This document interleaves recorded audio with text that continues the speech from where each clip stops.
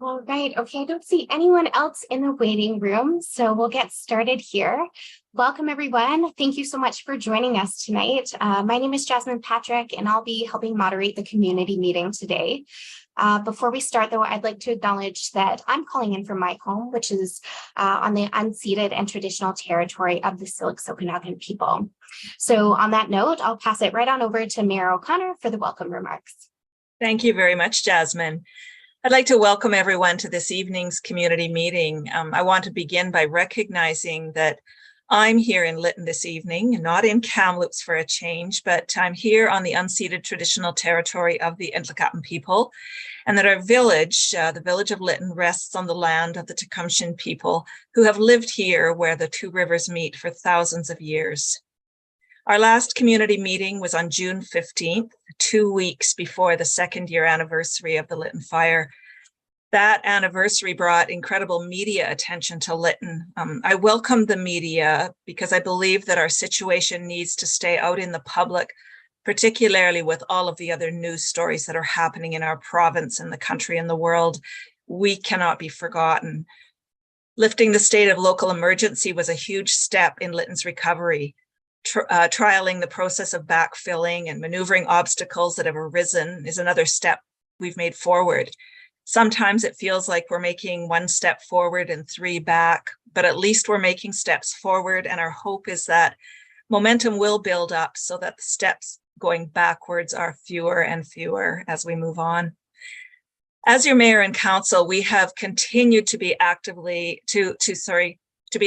engaged with our First Nation neighbors, our senior elected officials, and of course with our constituents, as well as continue the work with our provincial and federal partners. This council's been working relentlessly on your behalf with the support of our staff. Speaking of staff, I want to take this opportunity to thank them. We are incredibly fortunate to be surrounded by competent, caring people who are taking their roles seriously and are giving their all. You will soon see our staff structure laid out on the website. This will help everyone understand who's who and what their roles are. At this meeting tonight, aside from some greetings, we hope the people are going to come on to give those greetings. We will hear updates from Interior Health and Community Futures. We'll hear information on the recent notice of claims and on the public hearing process that accompanies some of our bylaws. And finally, near the end, we'll hear updates from our recovery managers. There's going to be ample time for questions, so please, as always, I encourage everyone out there, this is your opportunity to ask. So now I'm going to turn it back over to Jasmine. Thanks so much, Mayor O'Connor. So I'd now like to introduce Ravneet Diwali, who is here on behalf of MP Brad Biss.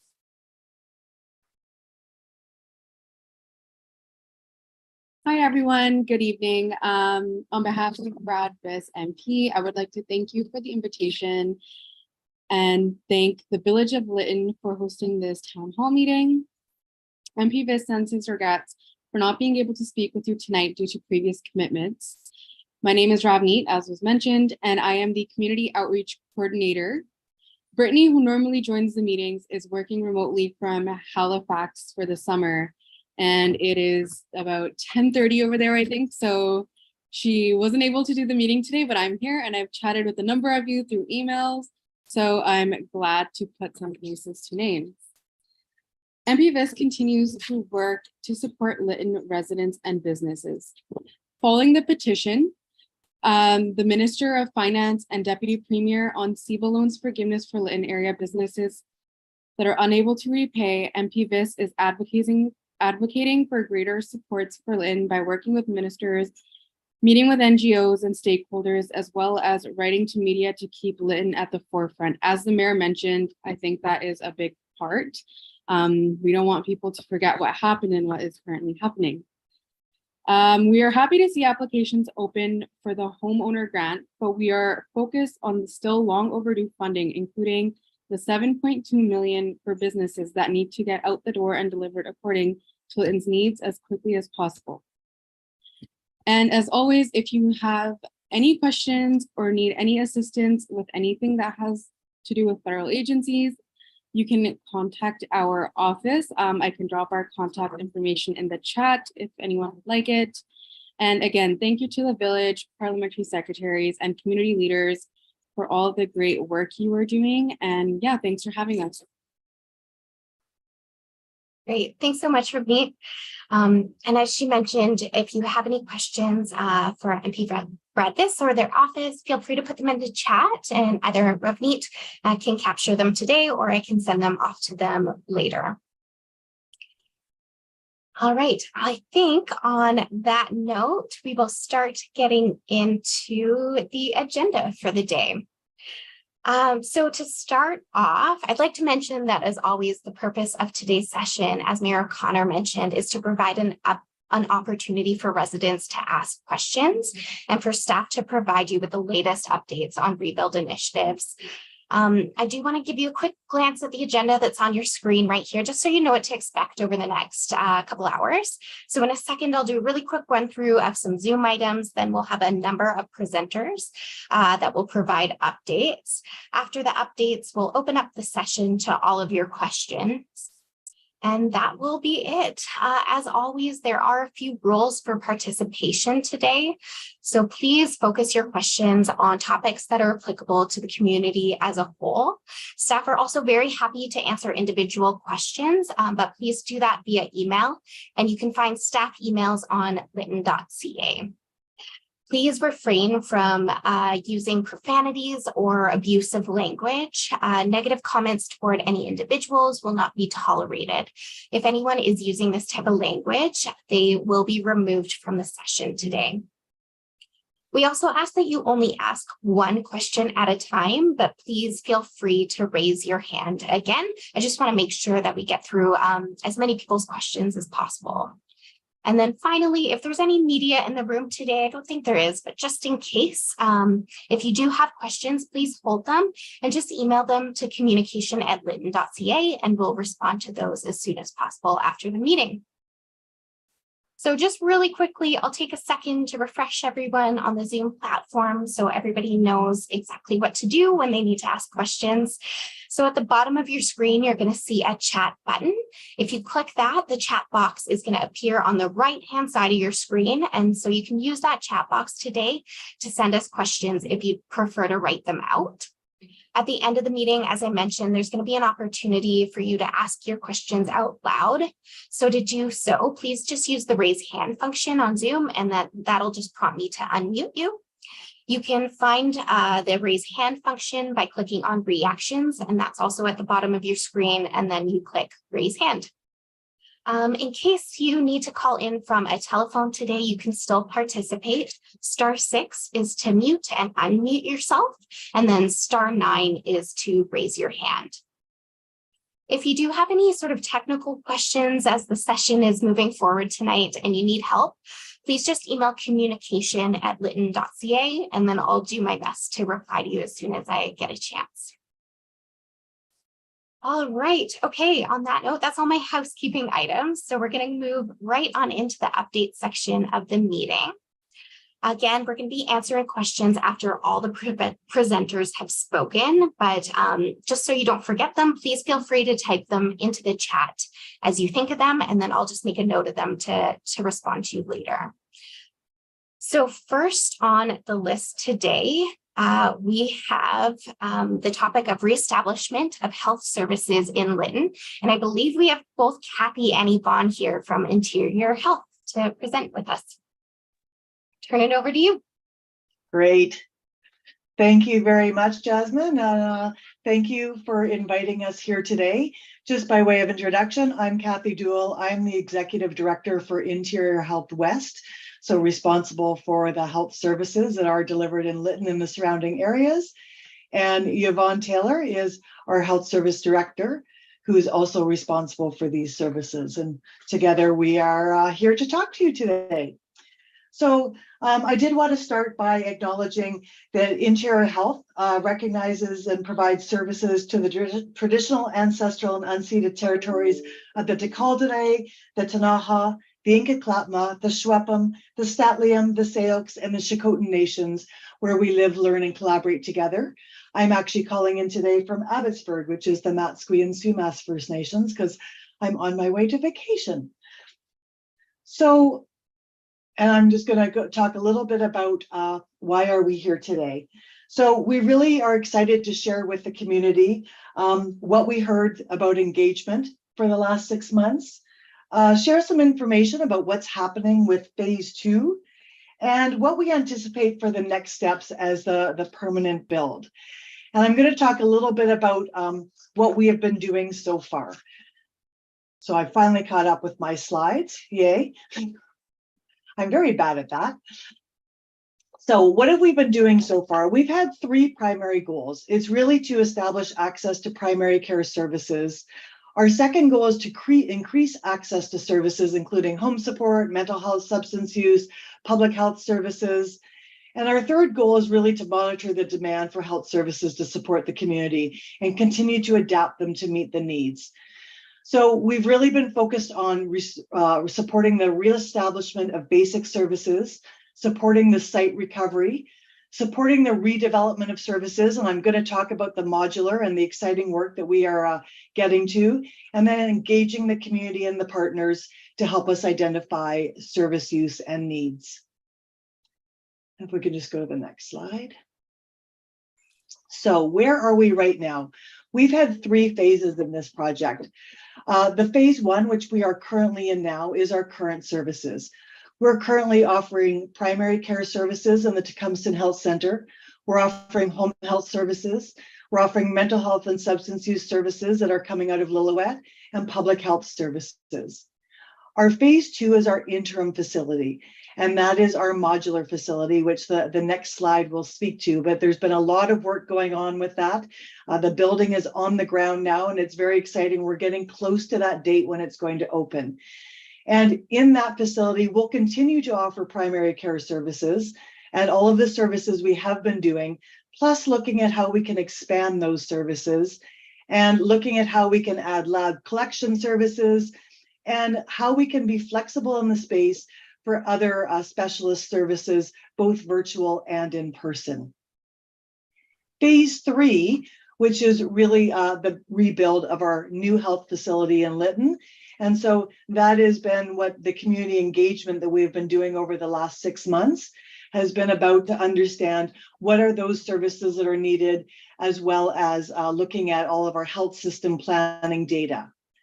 The timeline for phase 3 is really that we're doing a concept and business plan for ministry approval, and that's in fall of 2023. And then the design development of the new facility, which is winter of 2024, with construction looking to start next summer.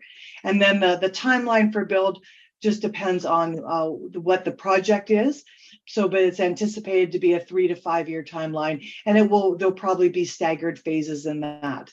And all through that timeline, we'll be doing a community engagement to help support the decisions that we are making. Yeah. Apologies for that. Next slide. So this is our exciting phase. It's always exciting when we move from one phase into the next. And so we are getting ready to move into our temporary health facility at the modular. The modulars were delivered on May 30th. We've had power and the internet connectivity completed, and that's the internet connectivity for the services that we have right now.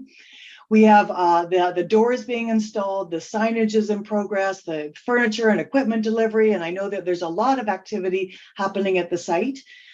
We are waiting on some exterior doors, and so we anticipate that early August, it may be mid-August, that could be a delay point. The paving is scheduled, and so we are on track for opening that facility, I would say late August, early September. And then we still have the hydro seeding to be completed, and that will be after the opening. And I'll talk a little bit about what's going to be in that facility. And I did mention it already, but it really is taking our primary care services and moving them over. It will allow us to expand those primary care services, so it should be easier access for appointments. And then it'll allow us to add more specialist services, and hopefully at a future date, add lab collection services and other services like that. Just speaking a little bit about the community engagement. So many of you might have already come to one of the sessions we held in the community. where we're having conversations with the community and the nations within the community and surrounding the community about the reestablishment of health services. Community engagement is really to allow our teams to better understand how the Lytton area residents have been accessing health services since the fire. It's also provided people with the opportunity to share openly about their thoughts and concerns about the delivery of health services in the community and really what's important. And I'm going to talk a little bit later about what we've heard. Between January 2023 and June 2023, the clinical operations and communications teams, as well as other IH teams involved in the health service delivery, we've connected with local and regional government leaders, health partners, and residents through a variety of channels. And we've also gone out to several of the First Nation communities. And we did have the 2 large hosted community meetings, which I really appreciate that many of you attended and spoke very openly about what the needs were. I also just want to share that we've created an engagement website for the Lytton project at engageih.ca /Lytton, where people can share their questions and ideas. And we really use that website to understand what's going on for people. And so we monitor it quite closely. You can also reach out to us at engageih@interiorhelp.ca. You can also email us if you want to reach us that way. So we're trying to create as many ways as we can for engagement and to hear from people. Just the next slide to sort of talk about how your information will be used. Having these conversations about health services is vitally important because it helps us to guide what your future health services look like. And so we're in the phase, we've just completed the community engagement phase. And where we are now is taking all of that engagement that we've done and reviewing that with our health system data analysis and developing recommendations. And so we have a health system planning team, and they're the ones that are doing that work. Then we're going to take what we've heard and what the recommendations are and share those back, those next steps with the community, as well as do a report to the health ministry and request approval for our future go forward plan. Just going to talk a little bit about what we've heard from people. We had more than 200 people from the community participate in engagement opportunities and meetings over the last 6 months. And what we heard was a very strong desire to have the previous services return to the levels that were available before the fire. We heard people talk about it's very difficult for people and elders that can't drive for that long or to wait for an ambulance. We heard people talk about the importance of mental health and substance use services, the importance of home health workers collaborating within the community and really working with the First Nation health teams. We heard that it's very challenging for people to go to get labs and x-rays from somewhere else, and that travel is a concern, and that you really want a pharmacy where you can fill your prescriptions.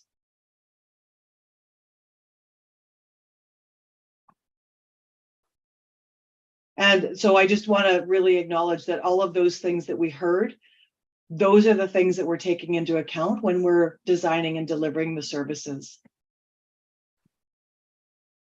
So I'm just going to move on to talking a little bit about the current health services in Lytton. And I'm going to turn it over to my colleague Yvonne for a minute to talk about the primary care services.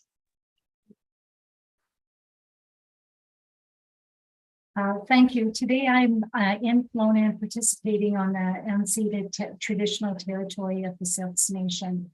So if we could go to the next slide, please. Thank you. What is primary care? Primary care serves as the patient's entry point into the healthcare system for minor or common health problems or needs. This care is given usually by the family physician or the nurse practitioner, which can be virtual or in person, depending on the healthcare need of the patient. The family physician or the nurse practitioner acts as the main point of continuing care for patients, which is longitudinal care, and will coordinate any specialist care or follow-up care for the patient. So what is the current state in Lytton? Currently, primary care services are being delivered by a family physician and registered nursing team working out of the Tecumseh Health Center, and those services are provided 5 days a week. And we're quite excited to transition these services into potentially into the modular clinic. So what is the future state? If we could go on to the next slide, please. So the future state is working in collaborative partnership towards an integrated system of care through a primary care network.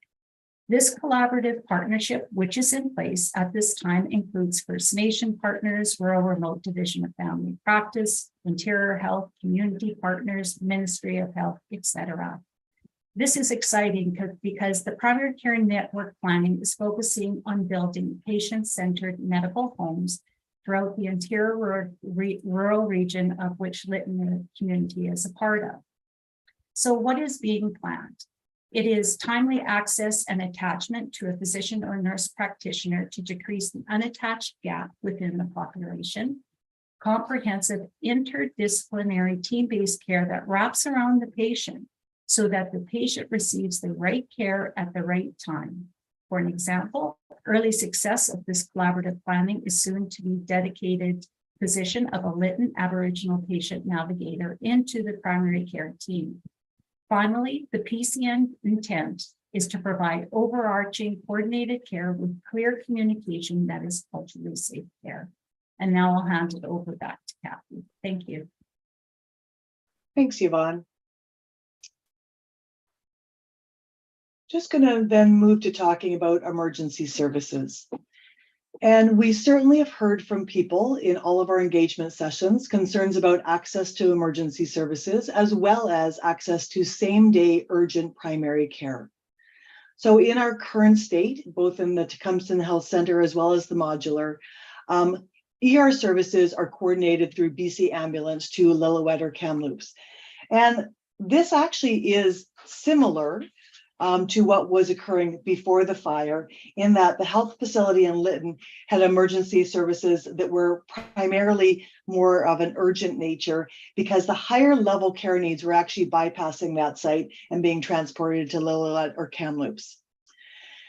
And so many people, when we were doing our community engagement sessions, really did talk about that need for that urgent care, access to things for sprains and burns and stitches and things like that. That's really what they wanted, that urgent access, and having to drive a long distance was a concern for them. Just talking a little bit about the emergent care, we also have heard a lot of concerns about BC Ambulance and the access to BC Ambulance. So while we can't speak for BC Ambulance, I did reach out to them just to confirm a few things, because this came up quite a bit in some of our conversations with the community.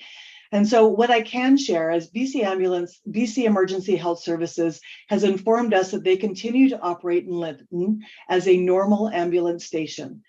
Despite operating in temporary accommodations right now, the organization has been staffing ambulances with a committed team of paramedics since January of 2023.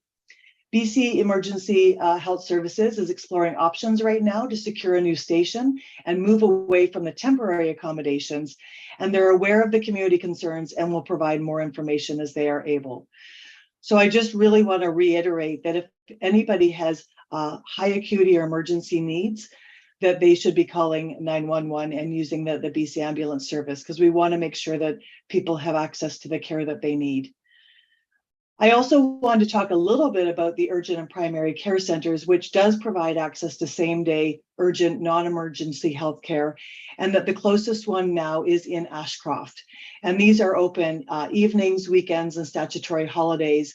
And they can provide an alternative to visiting an emergency department for non-emergency issues such as sprains, cuts, burns, and things like that. So just wanted to make sure that everybody's aware of what services are available. And these are what we will continue to be looking at as we plan for the new facility. So just moving on to talk a little bit about home health and assisted living. We continue to provide home health services, and we're actually actively recruiting nursing staff to fill the gaps. We do know that across Interior Health, we do have staffing gaps, which is at times creating challenges, but we are quite committing to providing the service that people need to remain safely in their homes.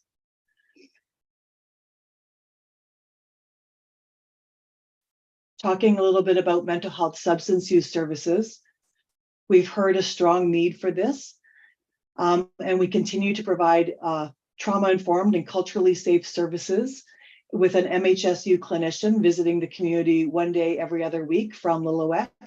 We have virtual psychiatry services. We have addiction medicine services and support groups that are virtual. We have opioid agonist therapy and youth substance use services. And so our future state would be to continue to provide these services in the modular and to expand them and grow them so that we're able to provide more actually in the community. And that will be what we're working towards. Talking a little bit about lab collection services. Currently, we know that people have to leave the area for any lab tests and medical imaging requirements, and we know that that's a hardship. And so one of our goals is to find a way to enhance lab collection services and point of care testing in the modular. This probably won't be all lab collection services. Some services will still need to go to a fully functioning lab at one of our facilities, but we really want to move to having the routine lab collection services back in the community. So other allied health services, we've heard a lot of questions about pharmacy, and I know that some of the pharmacies in Lillooet are delivering right now, but it still makes it a challenge. And so the pharmacy services in the community were provided by a private business. And it's so community pharmacy is not an IH service, but as I understand, there is a pharmacist who was there previously and is working to try and come back. And I don't have a lot of details on that, but I understand they are working with the partners to try and find a way for that pharmacy to reopen. And just regarding transportation, right now, Health Connections is providing one-day-a-week service to surrounding communities. And the future is us continuing to work with the partners for ongoing solutions, knowing that we support a contract for it, and we're partners in transportation, but we don't provide the transportation. So I just want to thank you for letting us speak tonight. I'm sure there's some questions and we'll do our best to answer all of them. The information that you share with us, whether it is through tonight, is through email, is through our Engage IH platform, really helps us to inform the services we provide in the permanent building and the modular building, how we deliver the services and what we should consider in our planning. And we are really very excited that we are quite soon moving to the step of phase 2 and really able to provide the services and moving them into the modular and then continuing to grow those services. That's all. Thank you very much for having us. Thanks, Kathy. Thanks, Yvonne. So we will get, I know there's a few questions in the chat, so we'll get to those right after everybody presents. So thanks for typing those in. But right now, I'll turn over the floor to Lindsay, who's going to chat about how Community Futures is supporting local businesses. Hi, and thank you. First off, I'd like to introduce myself. I'm Lindsay from Community Futures Sun Country. Our office, I'd like to first acknowledge that our office resides on the lands of the Niklapmuk and Shuswapmuk people. I just thought I should give a chance to kind of give a bit of an overview on Community Futures. We are a nonprofit organization, and our mandate is to support rural business and community economic development. So that's why I'm just sending out a reminder of how we can help business with your every step of the way. If you are looking at restarting your business from before, we can help you with that, with business plans, financing, anything like that. We can also share any programs that we're aware of. If you're interested in starting any new business, we can help with that as well, every step of the way. And I do want to share that I've partnered with the school district, and we are currently recruiting new teachers for the district. We have generously got a donation as an incentive for the new teachers in our area. And for Lytton, we've bumped it up a little bit to add a little extra. And hopefully that will entice people to come to our area. We are currently been working with 7 businesses in the Lytton area to help them get everything in place for when they are searching for financing or just starting up. And that has been going very well. Yeah, and I think that was all I really had to say. I just wanted to remind everyone of all the services we provide and how we can possibly help you. Thank you. That's great. Thanks, Lindsay. So next on the list here, I think we have Shannon, who's going to provide a bit of an overview on the notice of claims and public hearing procedures. Thanks, Jasmine. And good evening, everyone. I'm Shannon Story. I'm the corporate rebuilding lead with the Village of Lytton. I am based in Pemberton and coming to you this evening from the unceded traditional territories of the Lillooet Nation. And I'm just going to share my screen with you. 1 second.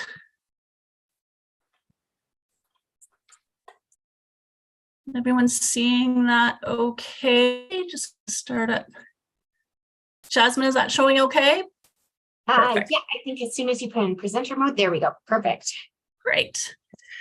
I'm here this evening, as Jasmine said. I'm going to give a little update on the notice of claims that have been coming in recently. There has been a lot of media coverage. There's been a lot of information swirling around, some correct and some not. And I just wanted to hopefully provide some clarity to everyone this evening. A notice of claim, I think a lot of people are thinking that why all of a sudden is there everyone suing everyone? And that's not exactly what's happening. So I just want to explain it. There has been 3 notice of claims that have recently been filed in the courts by various parties in relation to the fire and the losses associated with the fire. The first one, the Village of Lytton, we filed a notice of claim against the Municipal Insurance Association of BC. I'll refer to it as MIABC tonight, and that is our insurers. The Municipal Insurance Association, on behalf of the Village of Lytton and the TNRD, filed a notice of claim against the railways and all the other parties that are mentioned in the class action suit. And Lytton First Nation also filed a notice of claim against the Village of Lytton, amongst other parties. Again, a lot of the same parties that are in the class action suit, with a few others added, I believe. The reason why this has happened is not because all of a sudden everyone decided to sue everyone. The reason is because there was a 2-year limitation period from the date of the fire to be able to file a claim. And after that, you lose the right to be able to do it in the future. So what everyone was doing was securing that right. At this point in time, none of the parties have served the other parties. And serving someone, everyone sees on TV shows when someone shows up and says, "Are you Shannon Story?" Yes, you've been served. That hasn't happened. And that's the next step in moving forward with a lawsuit. All that's happened right now is the notice of claim. And for the Village of Lytton, for example, and MIABC, I cannot speak to Lytton First Nation, but for us, we have no intention at this particular time of moving forward with these lawsuits. We will have a year to decide if we want to pursue it. But for now, as I mentioned, we are merely keeping our right to be able to do that in the future so that it wasn't lost at that 2-year limitation period. You've heard probably, again, on television shows, the term statute of limitations. That's what it was referring to. We had to file it within 2 years. So you saw all of us scrambling to do that. And that's exactly what happened. Just a little bit more on the 3 lawsuits. The Village versus MIABC, that is, again, I said there are insurers, and that is basically We haven't yet been paid out for all of our losses that we incurred as a result of the fire. We're still going through it all. We're figuring it out, and that's going to take some time. So again, we want to ensure that we reserve the right to ensure that everything gets covered. And then that is why we put in the notice of claim. The MIABC one, was actually the Village of Lytton and the TNRD were not consulted on whether we wanted to put forward that claim. The legal term is called subrogation. As our insurance agency, they have the right to be able to subrogate our rights and sue someone on our behalf. So that is what you saw happening. They have started the notice of claim that in the future, they would, if potentially new information came out of the cause of the fire, they would be able to pursue suing someone on behalf of the village and the TNRD. And lastly, again, I said I can't talk a lot about LFN because not within our bailiwick, obviously, but from the notice of claim, I can see that from the Village of Lytton side, the notice of claim states that they would be pursuing us in relation to the fire protection agreement and the water services agreement that they allege were in place at the time of the fire. So I'm happy to answer any questions at the end on this, but I'm hoping that makes it a little clearer and I didn't use too much legalese with what exactly happened. I also wanted to talk tonight briefly about public hearings because I don't know how familiar the residents of Lytton are with public hearings. We certainly haven't had any in the last 2 years and probably fairly infrequently before that. But we're about to have a whole bunch of public hearings shortly. And public hearings really is an opportunity for the residents to be heard. So I wanted to make sure that you understood what it's about. So under the Local Government Act, which is one of the two main pieces of legislation in British Columbia that is how local governments in BC run. Basically, if you're making any amendments to the zoning amendment bylaw or the official community plan bylaw, you have to do a public hearing with a few exceptions, but the most part, you have to hold a public hearing. And public hearings take place between second and third reading of a bylaw. Just a reminder that there's 4 readings to a bylaw before it's adopted. Public hearings are going to take place at 7 p.m. just before council meetings start. And a notice of public hearing will be published for 2 weeks in the Lillooet News. It'll be posted on the village website. It will be posted at the village office. And in most cases, it will be delivered to all homes in Lytton, again, with some exceptions. There's a rule that if the public hearing is really to do with something that's covering the majority of the people in Lytton, then it doesn't, those ones don't get delivered, but they do get advertised.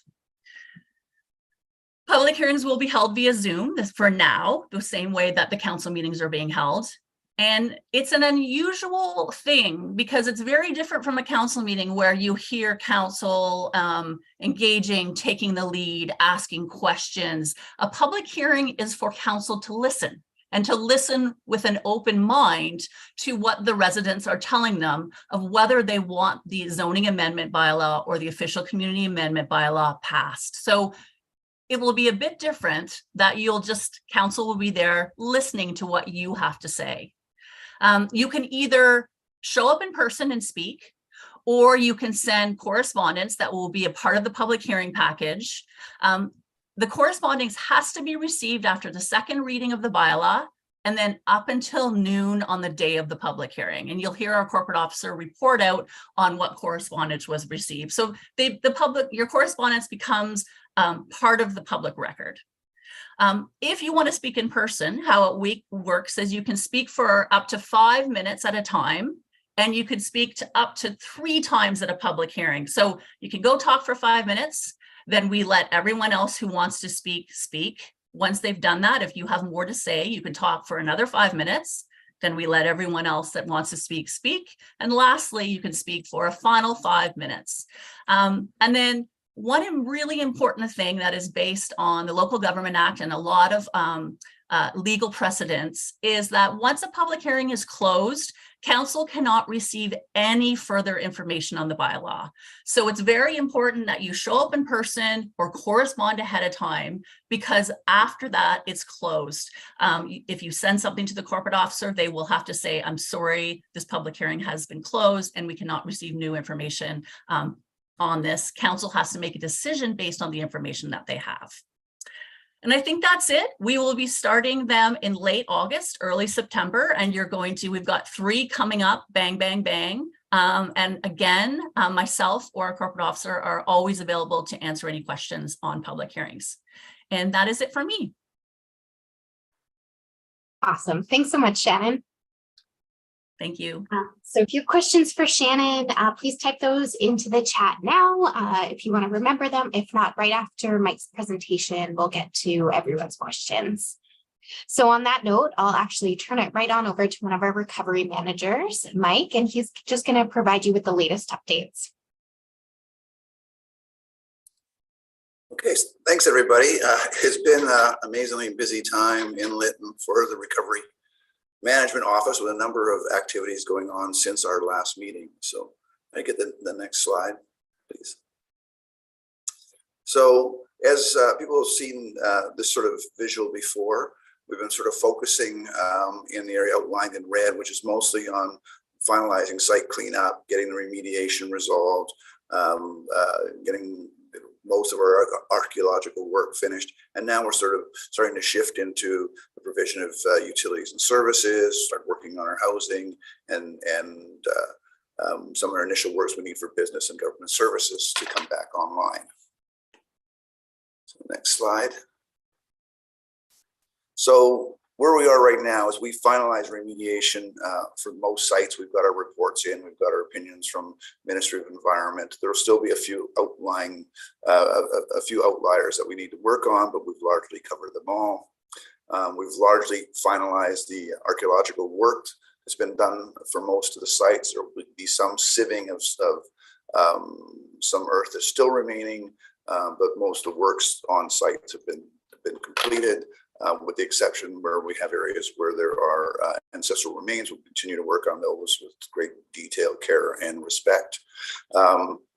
We did a test backfill project with 8 lots in Zone 1. And we identified some issues in doing that we had, as well as the archaeologists had on that. One was we've been trying to retain basement depths for people to be able to, not have to re-dig it out to put their basements in, but we found in trying to compact the soils around that area, we were getting collapsing on the walls, and it was making it really risky for some of the equipment we were using. We used a type of compact roller there, and there was some pretty heavy machinery doing compaction. We largely run a track grader over most of the site to add water to bring a fairly high compression level to, and where there were deep fills, we run the roller over. So although we've tried to preserve those basement areas, we found we can't without endangering operations and quite frankly it will delay the project. But we've worked out a solution which we will floor chalk those basement areas. We'll essentially scatter chalk dust on them.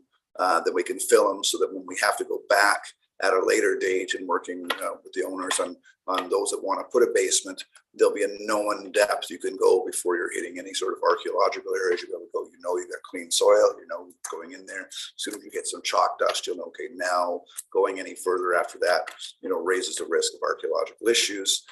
So I think that will resolve that.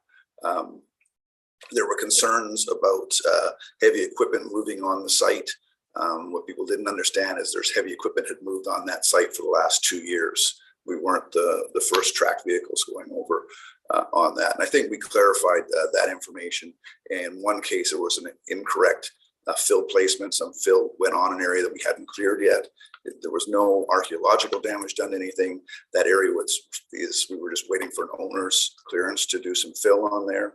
But it did raise some concern. We've had some concern about how some of the, I'll say, rules were being sort of applied to us. We think there was misinterpretation of them, and we think there was misinterpretation of who had roles and responsibilities.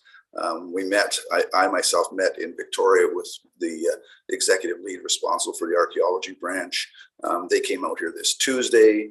We walked through some of the issues, some of the things we're going to do going forward to make this go a little better, but also our concerns on roles and responsibilities.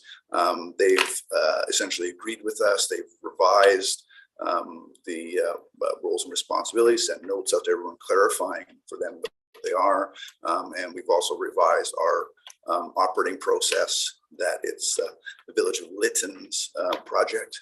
And clearly we know we have responsibilities, and with that we have certain roles that we will be taking forward, and we've got clarification on that, and all parties have been there. So we suspect that we expect that the process will go a little bit smoother now. There's clarification on who has what responsibilities on the site. Sorry, and I should clarify that. So what we've done is resubmitted the work plan with modifications, so it's clear that we're going to backfill all the basements, that where we're going to run heavy machinery, it's clear we put that down. That's going to, we prepared the work plan. We're working with our archaeologist, and we will be submitting that work plan for review and advice to Compton Heritage Committee. That will happen on Tuesday. As I say, we will do back sites. We will backfill all of the sites there and making sure we mark depth areas, so people will be able to still put in basements at a later date without having significant archaeological issues. And right now we did our sort of first test on removing all contaminated soils on streets. We also have agreement on that from archaeology branch that we can start removing those soils that are in hard pavement that either are hazardous or they've already been sifted. We did our sort of first test removal on that today, and it went really well.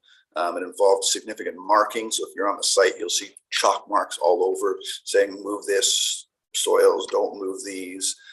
Where we have some soils that still haven't been sifted, we've fenced those off to contain them, so we don't want any accidental removal of those. And we took 4 truckloads off. Today we have an idea of now how long that should take us, but we've marked pretty well the whole lower site level for removal. So we'll be starting our sort of broad removal on that. We'll start Monday.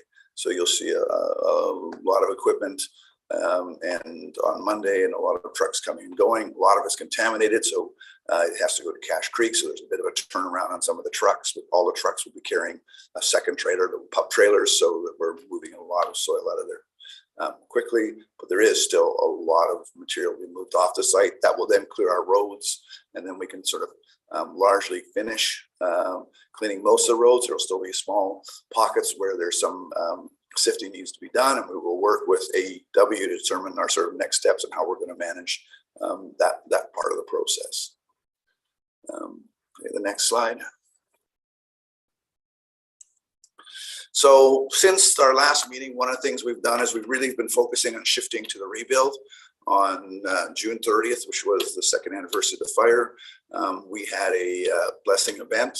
You see some of the images from there. The posters are from the children at the local school. We had a number of faiths come out to bless the soil returning on the site and bless our project.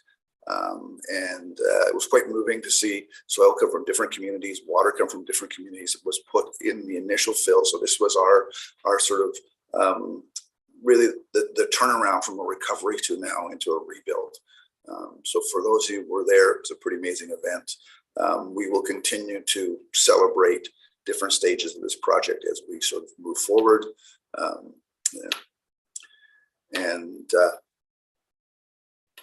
Okay, so we get the next slide. So these were sort of how we come to trucks largely come in. In most cases, they're again when they do the backfill, it's a fairly large dump truck with a pup trailer on. the clean soil comes from Lytton First Nation. Lytton First Nation, we had a tendered contract, three bidders on it, and Lytton First Nation was the successful bidder. They have a partnership with, or a subcontractor with MAPCON who's working with them. So you see some of the action that was going on there. The device you see on the right looks like sort of a steam roller, sort of the old term for it, but that's essentially what's doing our heavy compacting on the site to get the soil down to suitable density that we can use for foundations going forward. Get the next image. So again, you sort of can see the type of equipment that's being used. That piece of equipment is we like it because number one, it's quite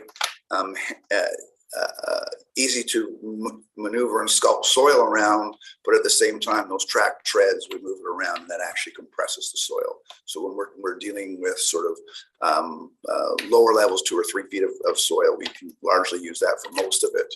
The second image you see is the mysterious Don Wong, who rarely shows up in a camera. So I had him on the site. He was wearing a suit walking down the street. I had to put a picture there so people know he actually exists. So get the next slide. So today was working on sort of the contaminated soil cleanup. So this was various degrees of contamination. Some of the soils were removed. They were never sifted because they were determined too contaminated to be sifted. Most of them were in fact sifted, and this is the contaminated soil that's left on it. So what you see is what you will largely see for the next few weeks going forward. Again, sort of dump on the back of them. We're taking any soil. It can be, as long as it's on sidewalks or roads, we will be pulling that off. It's been sort of identified. You sort of see the type of equipment that is being used to do this. And hopefully you don't see too many sunflowers left on that mound there. But that was sort of the first mound. It took four loads, and we made a dent in the mound. But you can see how many loads it's going to take actually to start clearing these. But you'll see that starting largely on Monday. Most of the work should be starting there. Next slide. So we're also focused on utilities and services. So the BC Hydro main lines are complete in there. We've got power on to most of the existing buildings that were there. The parish hall, rectory, and church are on. So we have a lease with the parish hall, so we're using that. It's operating, and air conditioning is running, and we're starting to put it to sort of interim uses in there. So for this summer, we have the Lytton First Nations. They have a youth program that urgently needs some space. We're able to accommodate them. You'll see some yoga programs starting on there. So we're starting to be able to start putting it into action. There's still some challenges. We don't have full sewer and water in there, but we're bringing in water and porta potties, so we'll be able to put it to use. So we've had working with the city of Kamloops, who've been a great partner and advisor for us. One of the challenges they have is their insurance covers them giving advice to themselves, not to other areas. But we have a creative workaround with that. They provide advice based on, if they were to do this particular project in Kamloops, this is how it would be done. So that's worked out very well. They've done they've come out, had a look at our site. They've looked at a number of our records. They've looked at the type of systems we've got and the ages of it. And they've given us written advice is, were this in their area, they would actually replace all sewer and water lines right now. Looking at the cost to repair and test, it's not going to be a big difference between actually going and pretty time-wise as well to do a wholesale replacement. And they anticipate, we can go a schedule that we should be able to replace our sewer and water lines largely by November of this year. And they're confident on that schedule. It's a kilometer of sewer lines, which seems like a lot for us. For the city of Kamloops, that's almost a rounding error in how much production they're able to do. And so we're fortunate enough that we have an RFP that had been out. We had we've selected a provider. It's actually one of the same providers that the City of Kamloops uses, so we're able to set up an integrated project team involving City of Kamloops, ourselves, and our services designer, and we will bring in advisors from a number of areas that need access to this area while we're doing it to do, and we'll be consulting with the surrounding community, including TNRD, including the Lytton First Nation, and to do a design on it. Kamloops is doing what's called a desktop review right now, which is essentially a initial specification design, types of pipes, pipe diameters, those sort of things, and then we'll be sharing those with our selected project designer, and then we'll be fast tracking the design there. We're also going to include conduit for street lighting, as well as, so anyone wanting to add underground fiber into the system, such as LyttonNet, will be able to run into conduit. So we'll make fairly large conduit capacity. We're also investigating installing a non-potable loop for future sprinkler and irrigation systems. We know that the studies on the capacities that we need will not be completed by the time we actually have this project finished, but we know there will be some solutions involving our partners. So we want to make certain we've got the infrastructure in the ground and we're not going back a second time to dig it up. So we're investigating that, figuring out how we can get that second loop in. We have sufficient funds to be able to do that. And when we're trenching into the site, we're creating the space to do it. We'll be working with we think we've solved most of the potential archaeological issues on that. We've got some, we've negotiated some new procedures that will make this go much faster than the initial stages, where a lot of these soils have already been previously disturbed. We're going into an area where we're not expecting anything, but we still will be working, having observers on there. If we have any sort of, you get these surprise finds that we're able to deal with them properly and respectfully and find a solution. So that's where we're going with utilities and services. And the next slide. So dealing with housing, we're very happy with sort of the Pacific Can grant and how it works to provide resiliency and funding for various energy systems or energy system readiness. One of the challenges we've found, or people have indicated, is the fact that it's back-end loaded, that you have to do the work and apply for your grant after. So we put Pacific Can and BC Housing together. I attended a meeting with them in Burnaby about 2 weeks ago, and we're sort of looking at what are different funding models that we'll be able to put into place there. So we're still sort of analyzing that. We're trying to find ways to sort of, again, encourage people to take up the options that Pacific Can has been presenting. We're encouraging application for people to get their building permits in. There are some building permits in. They're mostly related to linear structures, but as this backfill happens, we expect a bit of a surge. So please, if you're planning on building this year, get it in so we know where we've got hookups and we can prioritize our works related to that. We've been working closely with Mennonite Disaster Relief. In fact, they were again on site with us yesterday.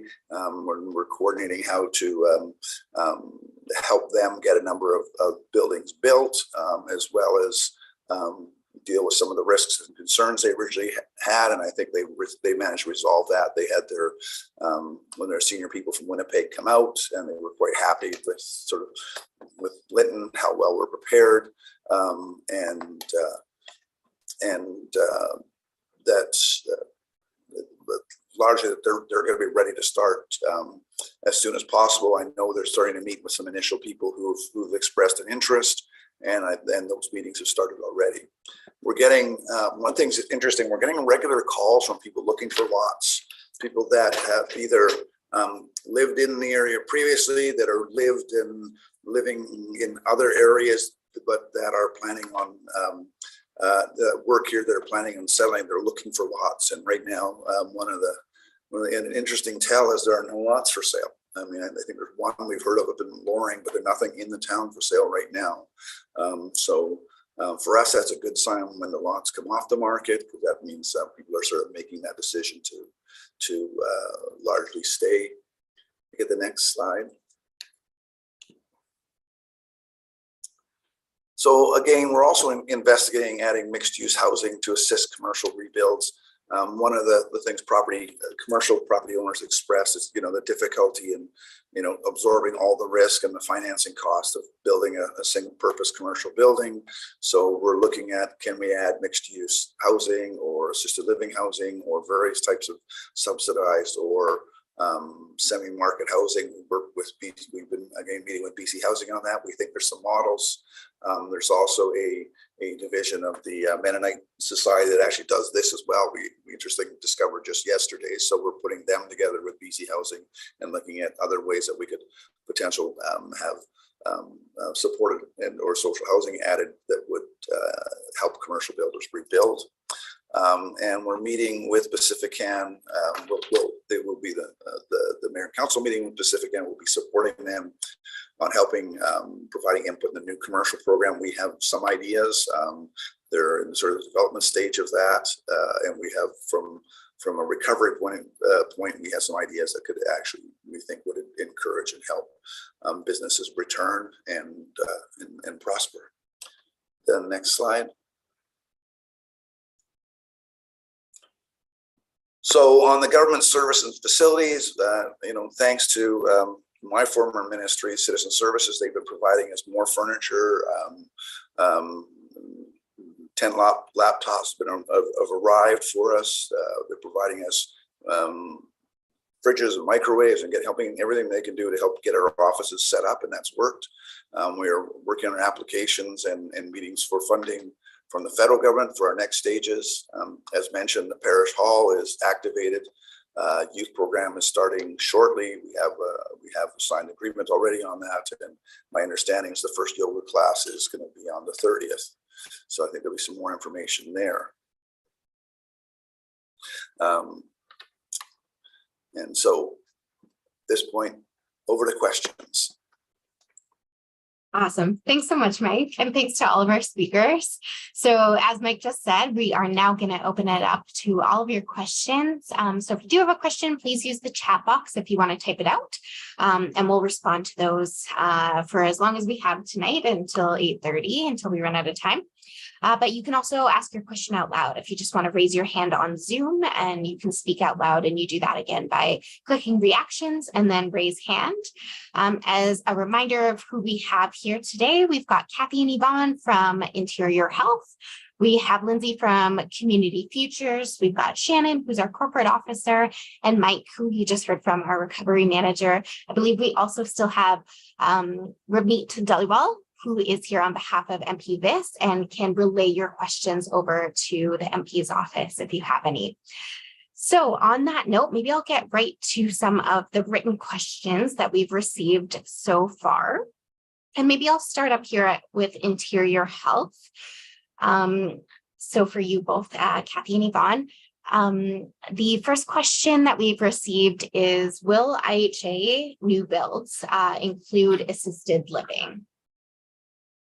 Thank you. And that's a great question to whoever asked it. And I realize that in our presentation, we actually didn't talk about assisted living.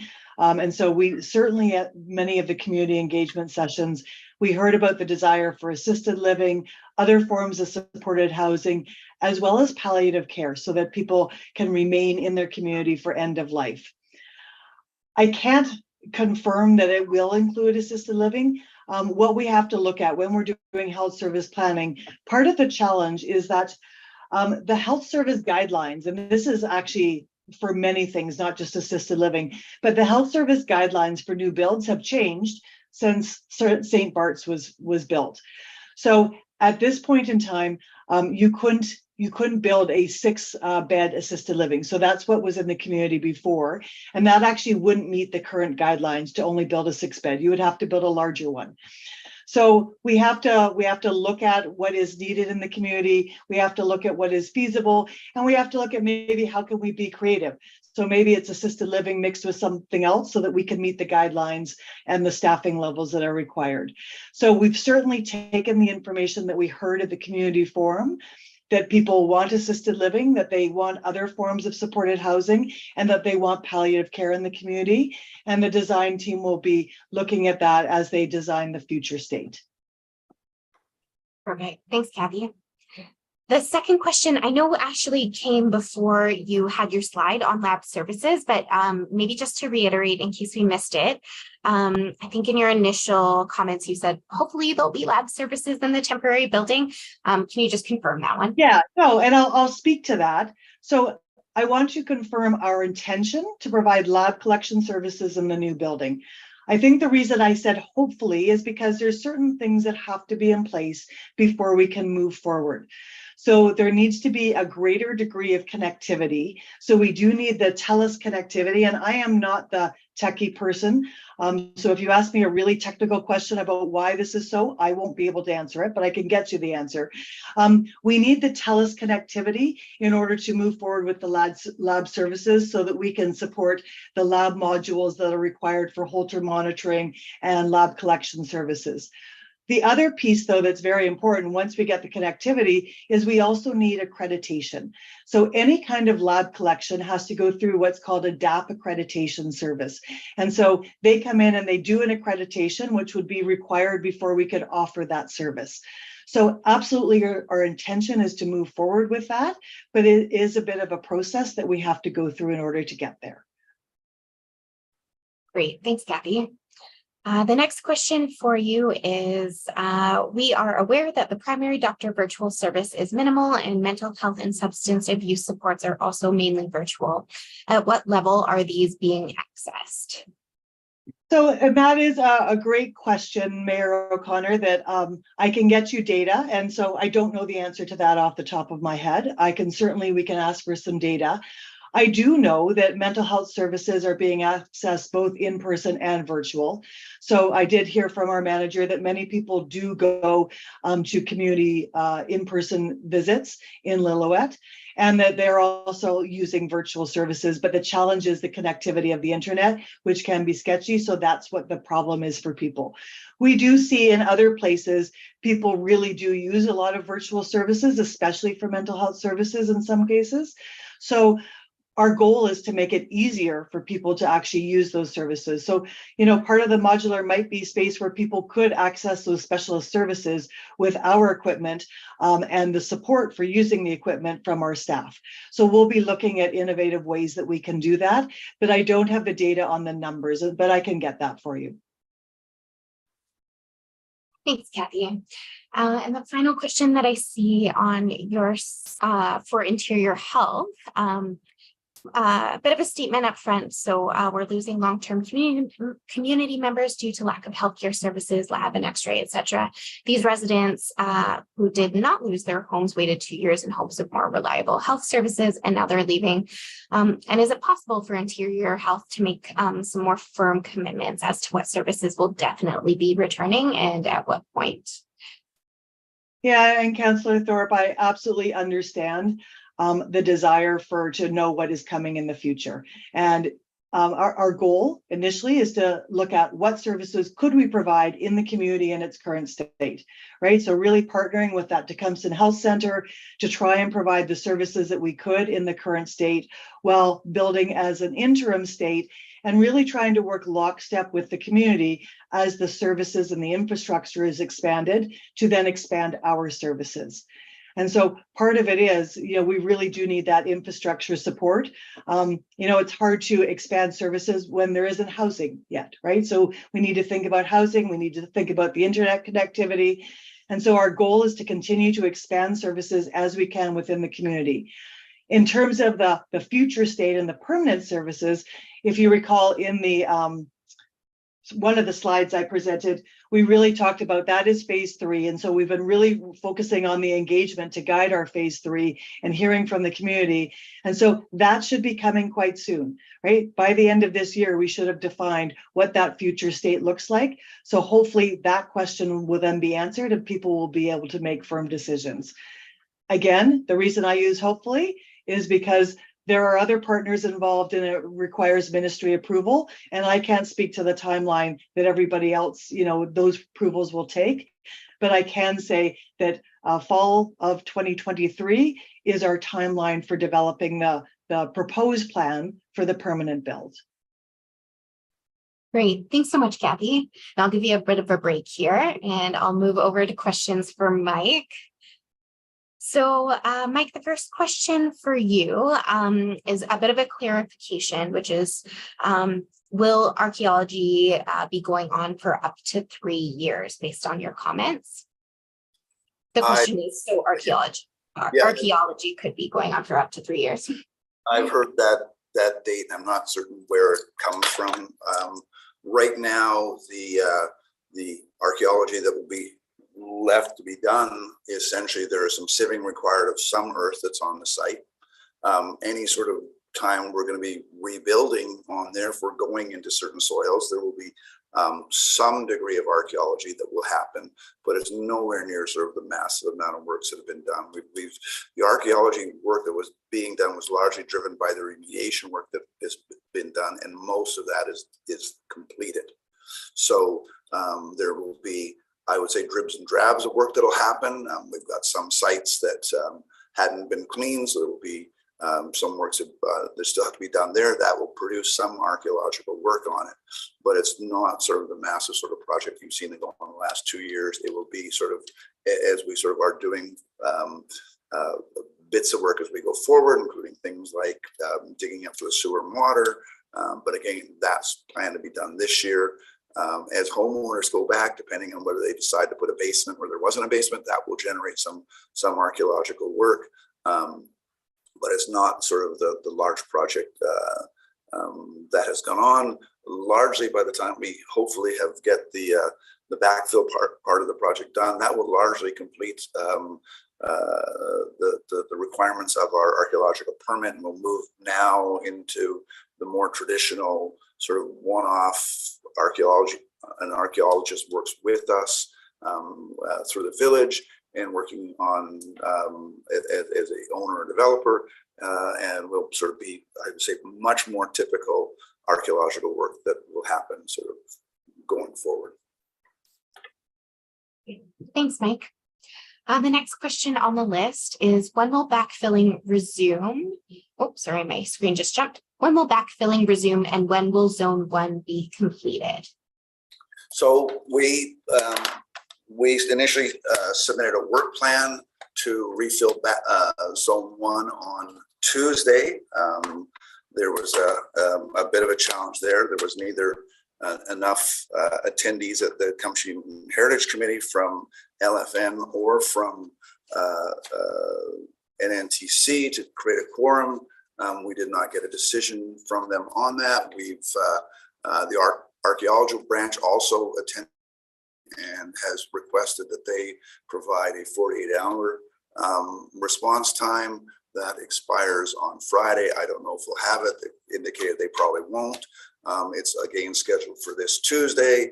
Assuming we get the decision, or in fact it's a recommendation on this Tuesday, we are fully mobilized to start moving the project along on Wednesday.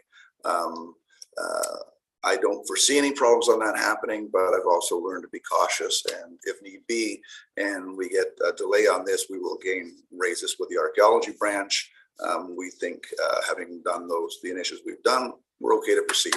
And we'll be taking sort of a much more, I think, progressive model going forward on the backfill project is the responsibility of the village. This is not an archaeological project. This is not an environmental project. It's not a remediation project. This is a recovery project that generates some of those related issues, and the responsibility and accountability for this falls to the village. So the village will take a much more, I'd say, advanced leadership role in doing that. We have new operating procedures been given to us from the archaeology branch that I think gives a little bit more authority to move forward on some of those things.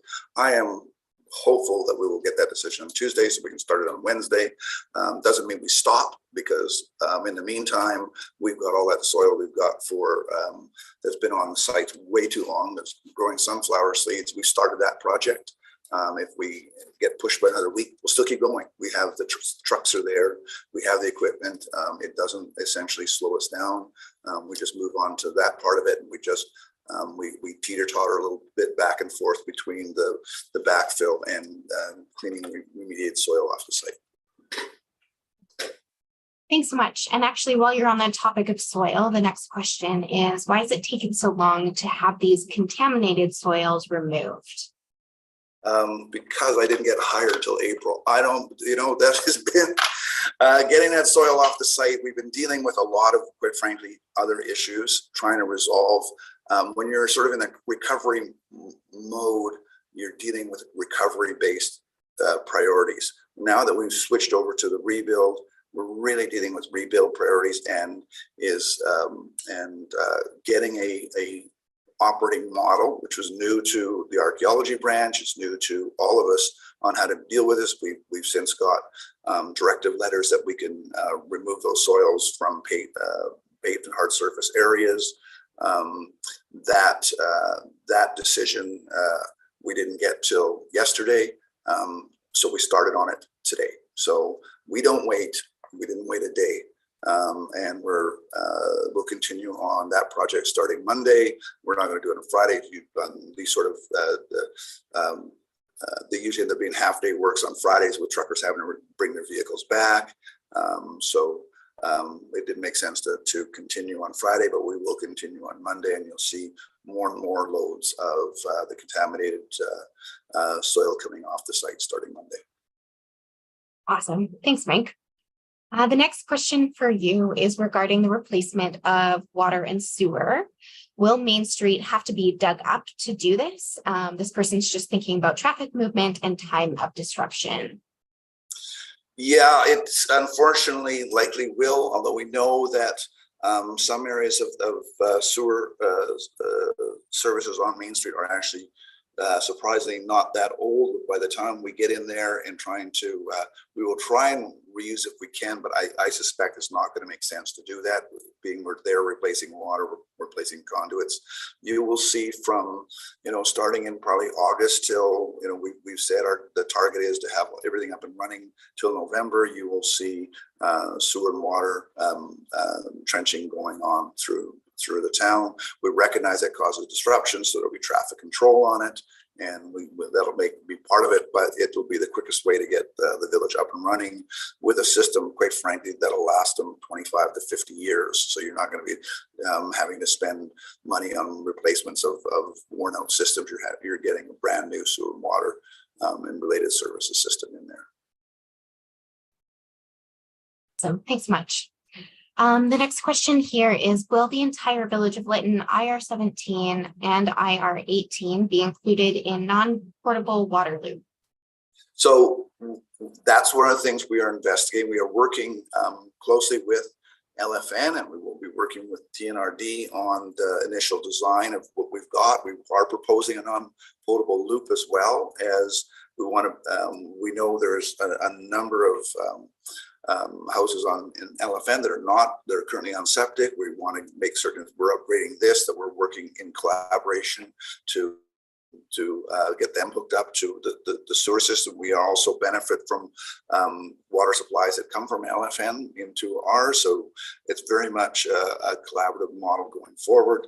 And we are sort of continuing to explore other opportunities to, greater sharing of services between LFN, TNRD, and the village. So very much an integrated approach. It's going to benefit everybody. Great, thanks, Mike. The next question is, did the village do fire smart reports on village properties? I don't have that answer. Okay, I'll highlight that one as one we can get back to folks on. And then the next question, actually potentially more of a suggestion for you. When you were referencing the youth activities and yoga at the parish hall, the suggestion is, what about a morning coffee for residents to meet and chat? That's an excellent suggestion, and we've the Unmet Needs Committee has also suggested that. So in our arrangement we made with LFN for the youth program there, it is still a space sharing.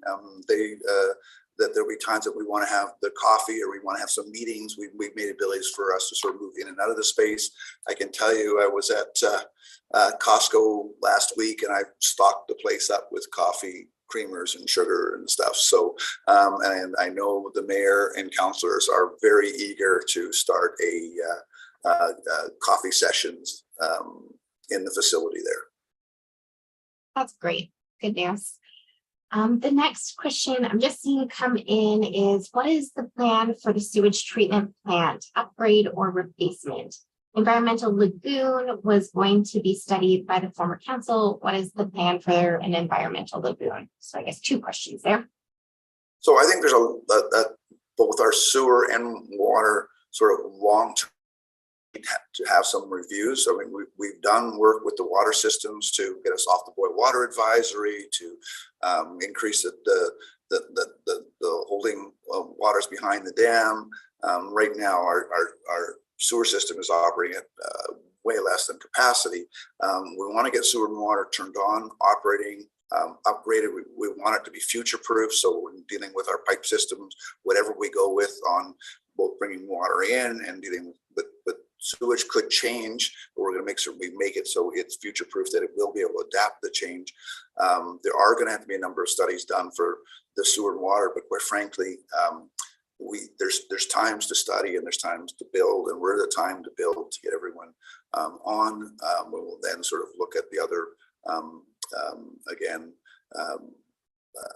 other upgrades that will be needed for the rest of the village, but priority is sewer and water in now, future-proofed, and get people so they can be hooking up fall. Anyone who's building this year can be, by November, be confident they're able to hook up their property to power, water, sewer. Great. Thanks, Mike.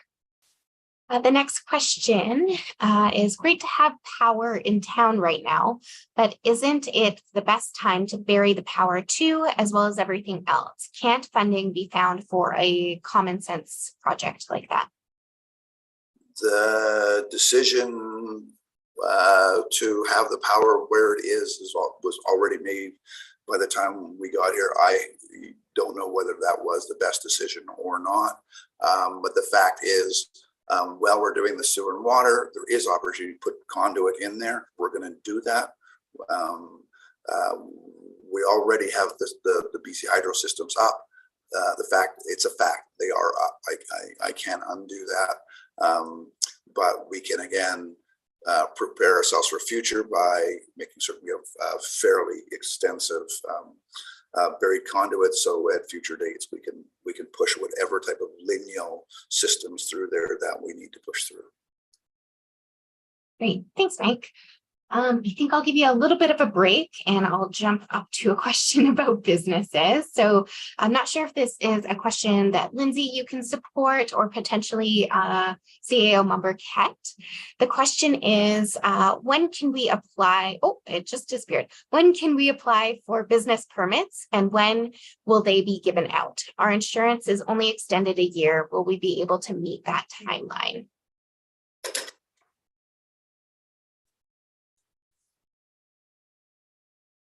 Not sure if anyone on the line today can answer that one, just about when folks can apply for business permits and when they'll be given out. Jasmine, I don't actually have the answer, but I will commit to getting it for you. So if you could just mark that one as one that we have to follow up on, that would be great. For sure, that sounds great. Thank you. Dave. Yeah. All right, okay, on to the next question. This might be one for you, Mike, or actually also maybe for CEO member Ket. There is a feasibility study being done for a proposed $30 million hub. Where does the village anticipate placing this, and how does the village propose to pay for maintenance and upkeep on this building given a limited tax base? And I can answer that. Those questions are actually part of the feasibility study. So at this point, there hasn't been any decision made on what would even be included in the hub, let alone where it would be located or the future operating model of such a facility. Absolutely, the maintenance and upkeep and the entire operating model would have to be discovered through this process.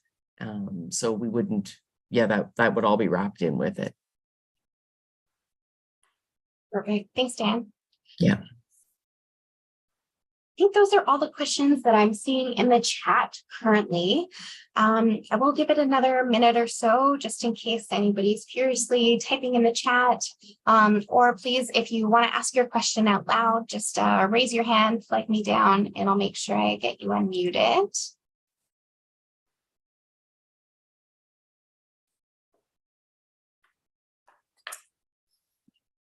Mayor O'Connor. Thank you. A question about the archaeology reports. I've had some residents ask or mention that they haven't received them. Will they be receiving them, do you know, or what's happening to the reports for the individual properties? I don't know if this is for Mike, possibly. Yeah, each of the individual owners is supposed to sort of actually apply to get their report back. But at the same time, we have an arrangement where we see the sort of the consolidated reports as well. So if they've asked and they haven't gotten it, let us know. We've got some pretty good ways to get into the archaeological branch quickly. And quite frankly, I have to tell you, in the last 2 weeks, archaeological branch has been great. They've realized some of the challenges we've been facing, and they've been fast tracking stuff for us. So if you haven't applied, please apply. If you haven't heard back, let us know, and we'll see what we can do to chase it up.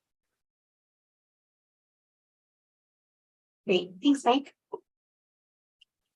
Give it another 30 seconds or so, just in case anyone else has a final question before we move into our wrap up.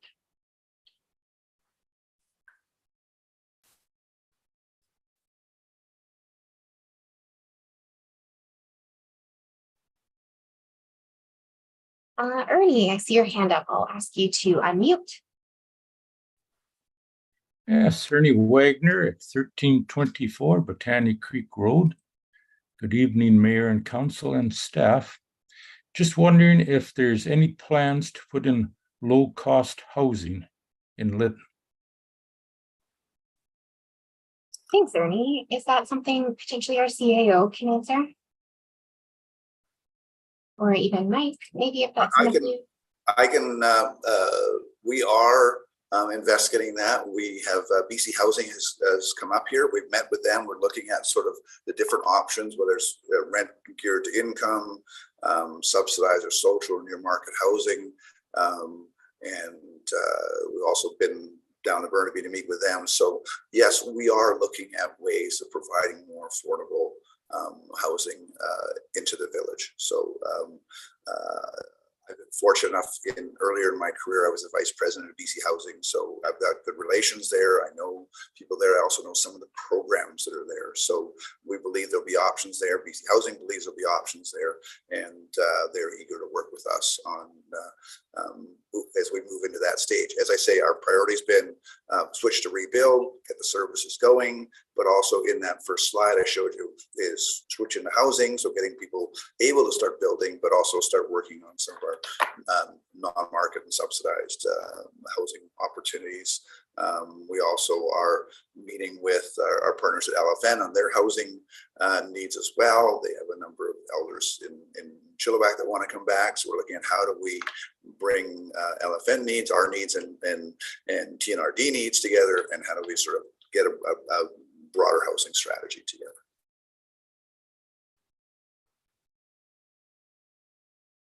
Perfect. Thanks, Mike. I think that is all I'm seeing for questions. So maybe I'll start doing my wrap-up remarks, and then if anything else comes up in the chat, I'll just keep an eye out. So before I officially turn it over to Mayor O'Connor for a couple closing remarks, I just want to ask you all to save the date for our next community meeting.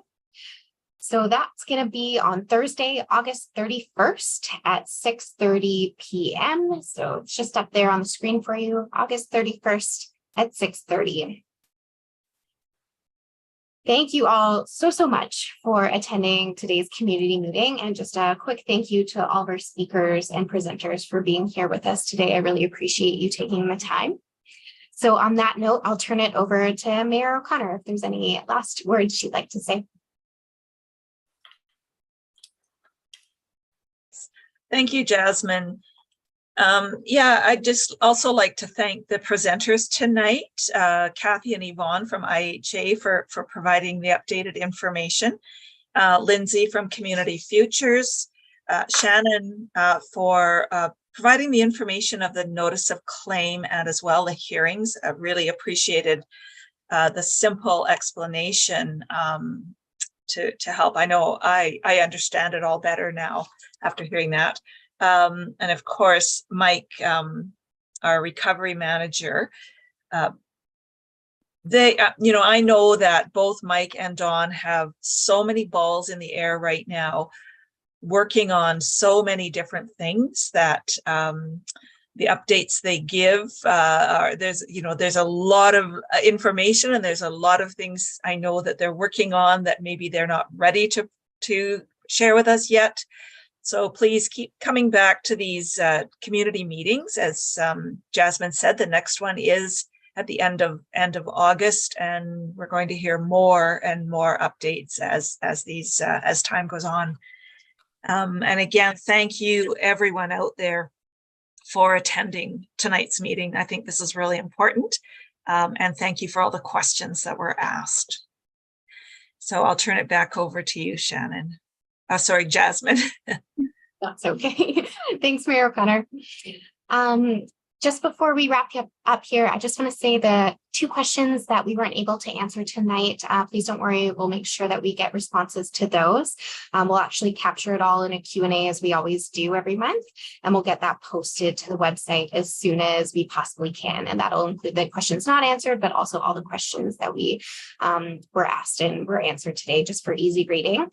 If you do end up having any additional questions over the next few days that you think of, please email those to communication@lytton.ca, and we'll make sure we get you an answer. Or if you have any questions for our staff specifically, if you know who you need to talk to, you can find all of their emails at the Contact Us tab at lytton.ca. So please just look there for their contact information. So that officially concludes today's meeting. Thank you all again, and have a wonderful night.